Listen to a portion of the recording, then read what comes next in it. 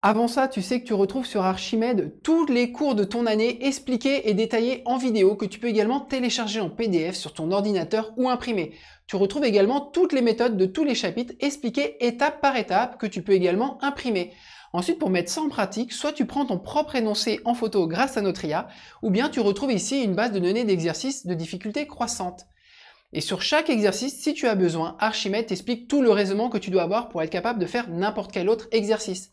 Ensuite, tu corriges tes résultats, tu apprends à bien rédiger et tu gagnes plein de points pour suivre ton évolution. Bonjour, dans cette méthode, je vais t'expliquer comment représenter des intervalles sur une droite graduée. Si tu souhaites juste rafraîchir les idées, tu peux aller voir le résumé de cette méthode que je fais à la fin de cette vidéo. Cette méthode est vraiment très simple, ne pose aucun souci et elle est composée de 3 étapes que nous allons voir dès maintenant. Première étape, tu peux associer à chacun de tes intervalles une couleur différente. Avec la pratique, cette étape devient facultative. Deuxième étape, tu vas représenter tes intervalles de part et d'autre de la droite graduée. Donc tu vois que j'en mets un au-dessus et l'autre j'assure en dessous en respectant mes couleurs. Autant il n'est pas obligé de mettre une couleur associée à chacun des intervalles, autant je te conseille vraiment pour bien distinguer tes intervalles d'en mettre un au-dessus et un en dessous. Pour notre intervalle i qui va de moins l'infini à 3, j'ai assuré donc en venant de la gauche, moins l'infini à 3, et puis pour j, moins 1 ici, et qui va jusqu'à 5 là-bas. La troisième et dernière étape, elle consiste simplement à placer les bornes sur ton intervalle